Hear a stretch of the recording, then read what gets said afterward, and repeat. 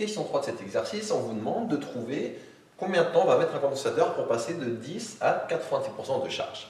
Donc c'est ça que c'est traduit mathématiquement, ça correspond à ceci. Donc je cherche le temps t, tel que au temps t0 j'ai 10% de charge, et je veux au temps t0 plus t, je veux avoir 90% de charge, donc ce que je viens de dire, le temps t tel que je passe de 10 à 90% de charge de mon condensateur. Comment je vais faire pour répondre à cette question? L'idée ici, c'est de partir de vos hypothèses. Forcément, vous n'avez que ça comme hypothèse, donc il faut l'utiliser un maximum, et c'est de voir ce que vous pouvez en faire. Qu'est-ce que je peux faire de ces deux hypothèses ici? F de t plus t0 égale 0,9b. La seule chose que je puisse dire, c'est remplacer dans l'expression de f, ici t par t plus t0, et voir ce que ça me donne. Quand je le fais, j'obtiens a exponentielle de moins t plus t0 sur taux plus b égale 0,9b. Donc j'ai remplacé là-dedans, avec l'expression de f, avec la valeur de f. Qu'est-ce que je peux faire de ça? Je peux réécrire ça sous la forme, je peux faire deux choses. Je peux dire que a exponentielle de moins t sur taux fois exponentielle moins t0 sur taux. Donc j'ai séparé ici en un produit d'exponentielle, égale, quand j'envoie b de l'autre côté, ça fait 0,9b moins b, donc ça fait moins 0,1 fois b. Maintenant, regardons ce que je peux déduire de f de t0 égale 0,1b.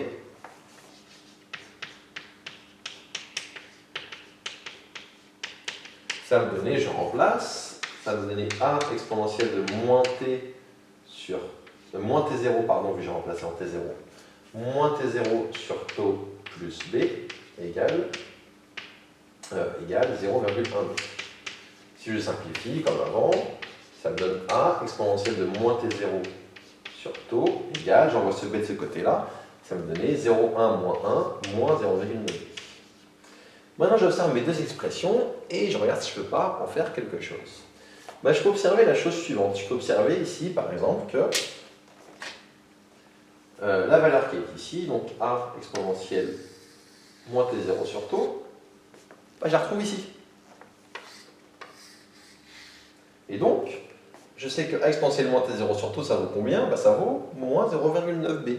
Donc si j'injecte cette égalité, cette valeur là-dedans, qu'est-ce que ça me donne? Je répète ce que je vais faire. Je vais appeler cette égalité 2 étoiles. Je vais appeler cette égalité étoile. Du coup, on va injecter 2 étoiles dans étoile.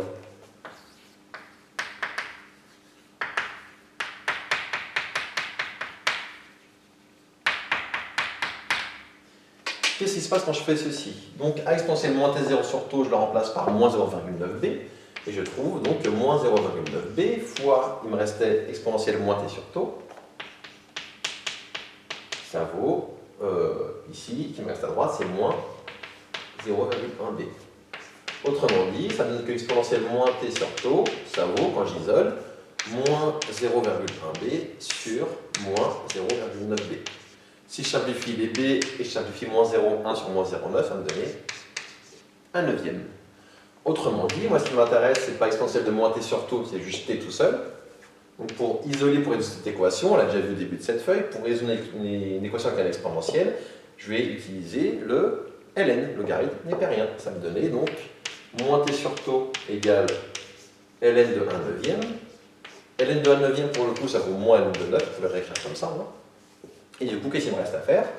Pour isoler, je peux dire que t, ça vaut moins ln de 9 fois moins taux. J'ai multiplié par moins taux, ici à droite et à gauche de mon expression. Et je trouve donc que t, ça vaut taux ln de 9. Autrement dit, pour passer de 10% de charge à 90% de charge de mon condensateur, il faut un temps de taux fois ln de 9. On comprend sans doute mieux pourquoi on appelle taux la constante de temps, parce qu'on voit justement qu'elle apparaît, elle intervient directement pour savoir combien de temps il faut pour charger mon condensateur. Donc ça termine cet exercice qui était un petit exercice d'application pour voir le lien entre les maths et d'autres matières ici, avec l'électricité, donc avec l'exemple de la charge d'un condensateur.